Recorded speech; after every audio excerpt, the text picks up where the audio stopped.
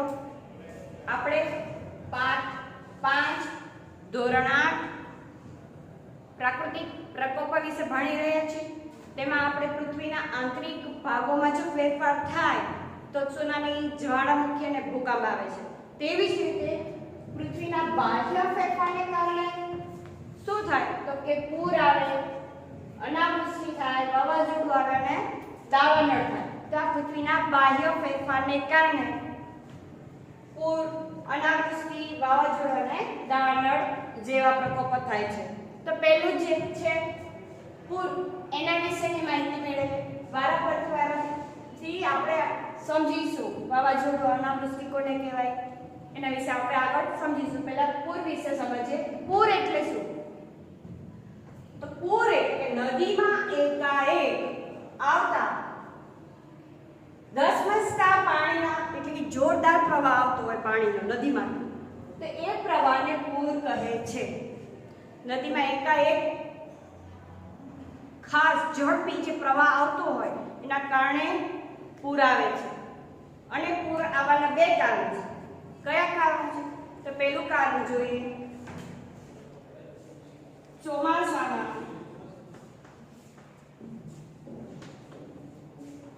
ધોધમાર વરસાદ,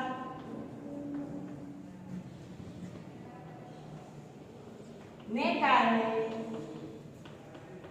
ઉપરવાસ જે પાણી છે તે નીચાણવાળા ભાગો પર ઘસી આવે છે, જે પૂરની સ્થિતિ સર્જાય છે। તો એક આપેલું કારણ, જો ચોમાસામાં ઉપર જે ઊંચાઈવાળા જે સ્થળો છે ત્યાં વરસાદ અતિશય પડે તો જે નીચાણવાળા ભાગો છે તે બધું પાણી નીચે બાજુ જવાનું, તો પૂરની સ્થિતિ સર્જાઈ શકે છે।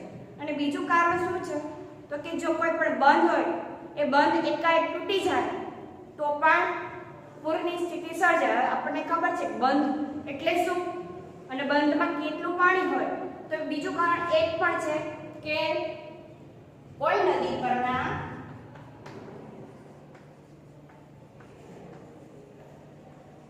જે બંધ બાંધવામાં આવેલા હોય છે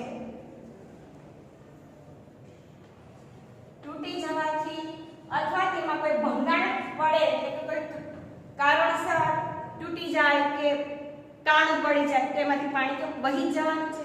તો જે નીચાણવાળા ભાગો છે એમાં પાણી ફરી વળે છે, જે પૂરની સ્થિતિ સર્જાય છે। કોઈ નદી પરના બંધ તૂટી જવાથી નીચાણવાળા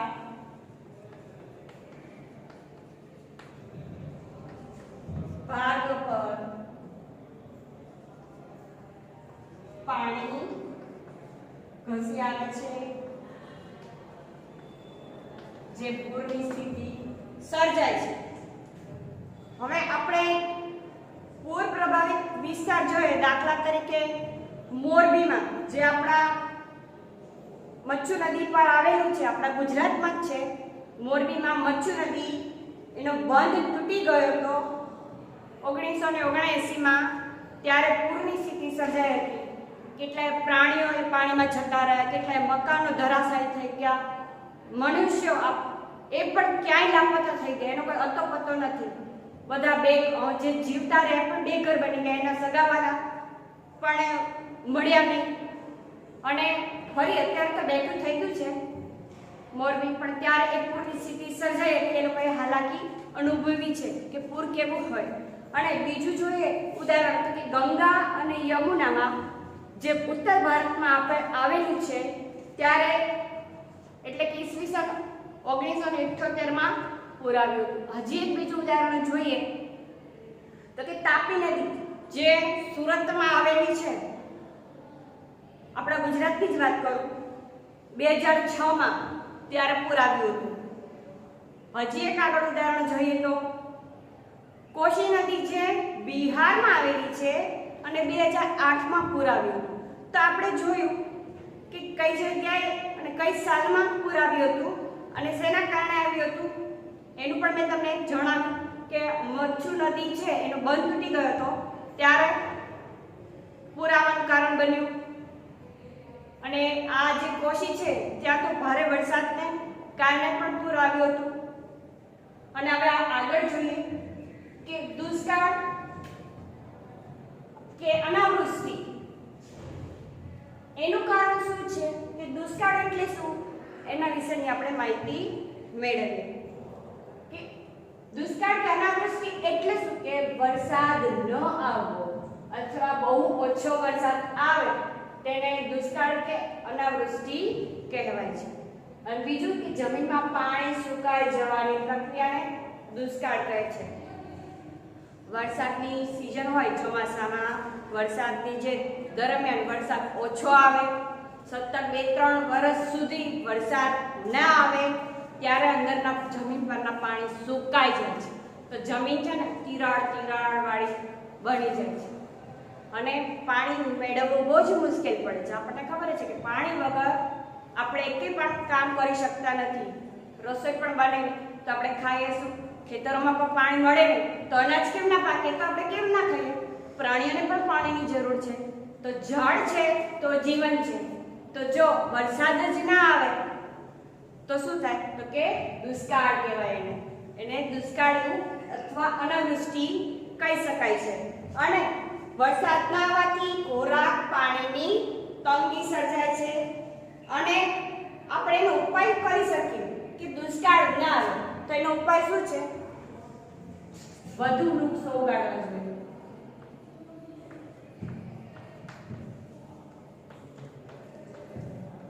અને બીજું વાતાવરણને પ્રદૂષિત થતું અટકાવવું જોઈએ.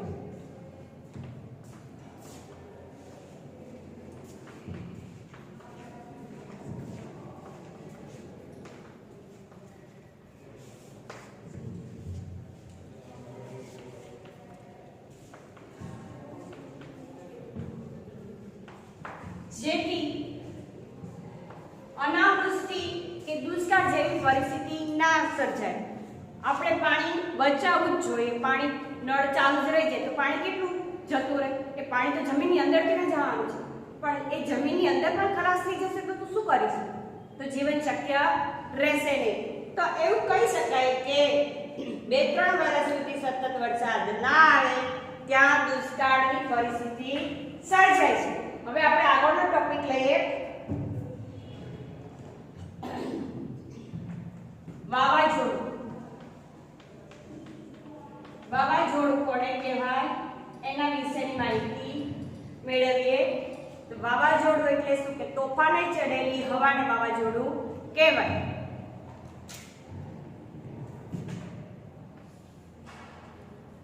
તોફાને ચડેલી હવાને વાવાઝોડું કહેવાય છે. અથવા ખૂબ જ વંટોળ હોય તેને વંટોળ પણ કહી શકાય. આપણે એને વંટોળ કહીએ છીએ.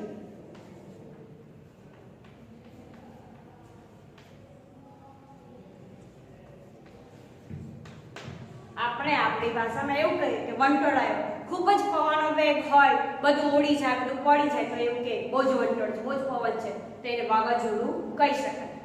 નિયમિત હવા તો હોય જ છે, પવન તો હોય છે. જે ગરમી થાય ત્યારે પવન આવે ત્યારે સારું લાગે તો એ સહન થાય એવું છે, પણ જ્યારે બધું જ વિનાશ સર્જે ત્યારે વાવાઝોડું કહેવાય છે. તો વાવાઝોડું છે એ ભારતના દરિયા કિનારાના વિસ્તારમાં કેટલીક વાર આવા ચક્રવાત સર્જાય છે. કઈ જગ્યાએ, ભારતના દરિયા કિનારે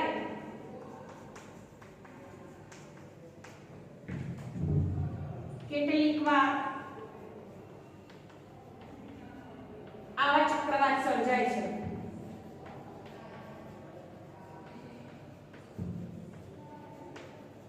જેના કારણે ત્યાંના નજીકના જે વિસ્તાર છે ત્યાં હવાનું હલનચલન થતું રહે છે. અને ક્યારેક તો આ હવા છે તેનો વેગ ખૂબ ઝડપી થઈ જાય છે અને હવાના તોફાનો જે છે તે મર્યાદિત સમયગાળા માટે અને મર્યાદિત વિસ્તારમાં અસર કરે છે તેને વાવાઝોડું કહેવાય છે. અને એ જે હવા છે અતિશય વેગ પકડે ત્યારે એને વાવાઝોડું કહી શકાય. અને વાવાઝોડુંને અનેક નામ છે, તે નામ વિશે આપણે જોઈએ તો વાવાઝોડાને બીજા કયા નામે ઓળખાય છે? તો કે હરિકેન, ટોર્નેડો અને વંટોળ. આપણે તો વંટોળ નામે ઓળખીએ છીએ, ચક્રવાત નામે ઓળખીએ છીએ. તો આ વંટોળ, હરિકેન અને ટોર્નેડો નામે ઓળખાય છે.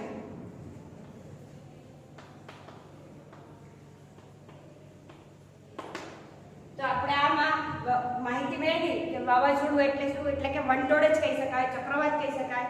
જ્યાં ખાસ કરીને જે દરિયા કિનારાના જે પ્રદેશો છે ત્યાં કેટલીક વાર આવા ચક્રવાત સર્જાય છે અને જેના કારણે જ્યાં નજીકના જે સ્થળો આવેલા હોય છે ત્યાં હલનચલન હવાનું થાય છે અને ત્યાં હવાના તોફાન ધીમે ધીમે વેગ પકડે છે અને હવાના તોફાનો મર્યાદિત સમયગાળા માટે અને મર્યાદિત વિસ્તારમાં અસર વધારે કરે છે. તો આપણે આ જોઈ વાવાઝોડાની માહિતી. હવે આપણે જોઈએ દાવાનળ. કે દાવાનળ એટલે શું, દાવાનળ કોને કહેવાય એના વિશેની માહિતી મેળવીએ. કે દાવાનળ એટલે શું, તો ગીચ જંગલો હોય, સૂકી ડાળીઓ હોય કે જે પરસ્પર એકબીજાને ઘસાતી હોય તો દાવાનળ થાય. તો જંગલમાં જે લાગતી આગને દાવાનળ કહેવાય છે. અને બીજું કારણ છે કે ક્યારેક વીજળી પડે ત્યારે પણ આગ લાગે છે અથવા બીજા કોઈ કારણસર પણ જો જંગલમાં આગ લાગે તો તેને દાવાનળ કહેવામાં આવે છે. તેનાથી વન્ય સંપત્તિને ખૂબ જ નુકસાન થાય છે. જે જંગલમાં પ્રાણીઓ રહેતા હોય છે તે પણ બળીને રાખી જાય છે.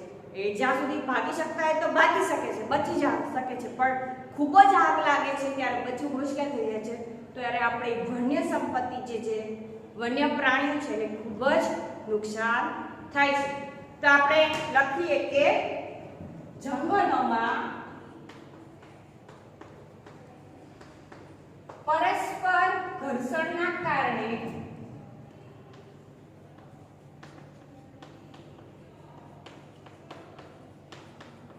બીજું કારણ જોઈએ કે વીજળી પડે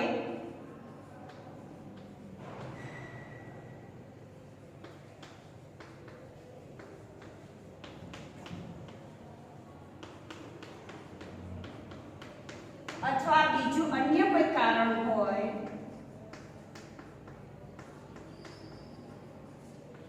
આગ લાગે છે. એટલે ટૂંકમાં એવું કહેવાય કે જંગલમાં લાગતી આગને દાવાનળ કહેવાય છે, જેનાથી વન્ય સંપત્તિ, વન્ય પ્રાણીઓ ને ખૂબ જ નુકસાન થાય છે.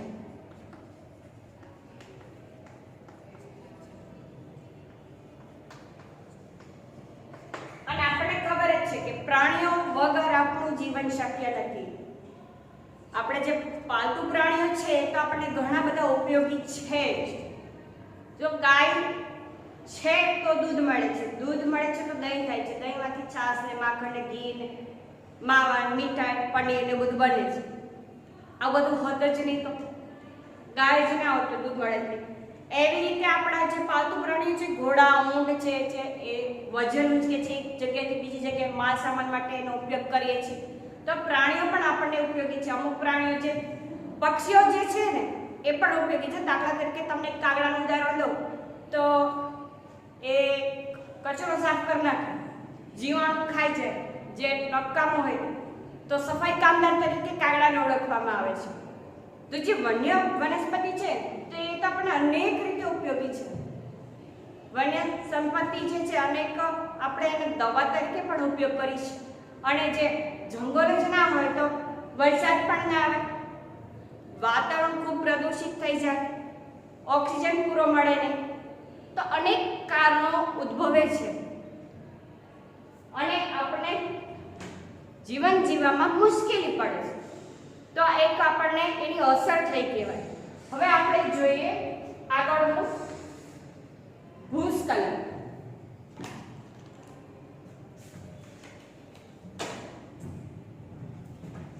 ભૂસ્ખલન.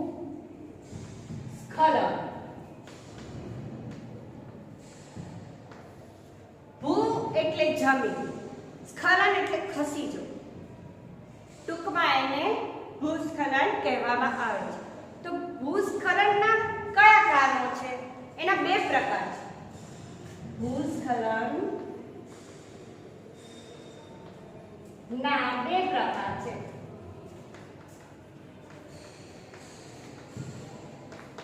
કયા બે પ્રકાર છે? તો પહેલું કારણ જોઈએ, ભારે વરસાદ આવે, સામાન્ય વરસાદ આવ્યો ને ભારેથી અતિ ભારે વરસાદ આવે ત્યારે જે ખડકો હોય, જે પર્વતો હોય, તેમાંથી કંઈક ખડકો પડી જતા હોય નીચેથી, એના કારણે પાણીથી એ જમીનના જે ધોવાણ થતું હોય ત્યારે જમીન ખસી જાય છે અને રસ્તો બંધ થઈ જાય છે. એવું કહેવાય કે જમીન ખસી ગઈ. તો અતિ ભારે વરસાદના કારણે ભૂસ્ખલન થાય છે. અને બીજું કારણ શું છે?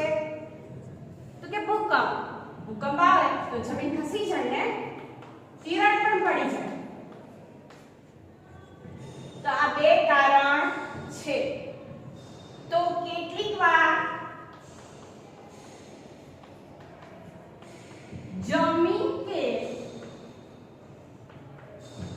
ભૂમિ પ્રદેશ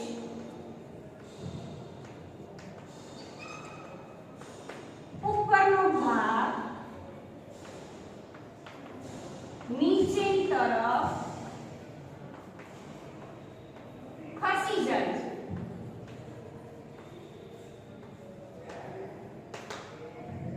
તેને ભૂસ્ખલન કહે છે.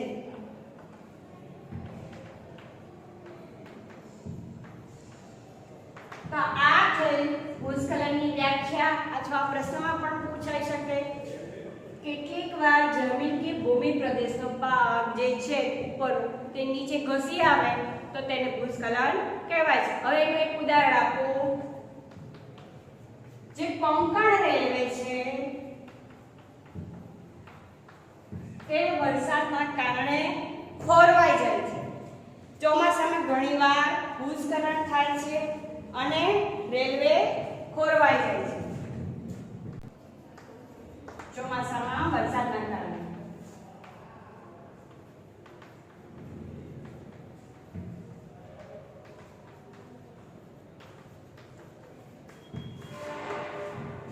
તો આપણે આ માહિતી મેળવી ભૂસ્ખલન. ભૂસ્ખલન કેવી રીતે થાય છે? તો કે જમીન જે છે તે ખસી જાય છે. એના કયા કારણો છે? તો કે અતિશય વરસાદ અને ભૂકંપ આવે તો જમીન ખસી જાય છે, તિરાડ પડી જાય છે, અને પર્વત જે હોય, જે નબળા હોય, ખડકો એમાં હોય, પર્વત બનેલો છે એટલે ખડકોથી જ માટી, ધૂળ, કચરા એનાથી જ બનેલો હોય છે. અને એમાં નાના નાના ઘાસ જેવું ઉગ્યું હોય છે ને ક્યાંક એમાં ઝાડવા હોય છે. તો આ જે અતિશય વરસાદ પડે છે ત્યારે એ જમીન તરફ બધું નીચે આવી જાય છે, માટી એ બધું વહીને આવે છે પાણીની સાથે. ત્યારે એવું કહેવાય કે ભૂસ્ખલન થઈ ગયું. જમીન ત્યાંથી નીચેથી ખસી જાય છે અને ધોવાઈ જાય છે ત્યારે ભૂસ્ખલન કહી શકાય. તો ભૂકંપ થાય અને વરસાદના કારણે ભૂસ્ખલન થાય છે. આ બે કારણ મહત્વના છે. અને આ રેલવે ખોરવાઈ જાય છે ચોમાસામાં ઘણીવાર. તેનું કારણ એ છે કે ચોમાસામાં અતિશય વરસાદ આવે છે. તો આપણે આ પાઠમાં પ્રાકૃતિક પ્રકોપોની વિશે માહિતી મેળવી અને તેમાં બાહ્ય પરિવર્તનના કારણે કયા ફેરફાર થાય છે અને અંદર પૃથ્વીની અંદર જે ફેરફાર થાય છે એના કારણે કયા ફેરફાર થાય છે એના વિશેની માહિતી જોઈ આપણું અહીંયા પ્રકરણ પૂરું થાય છે. હવે આગળ આપણે સ્વાધ્યાયની માહિતી મેળવીશું. તમારા નોટબુકમાં લખી લેવાનું.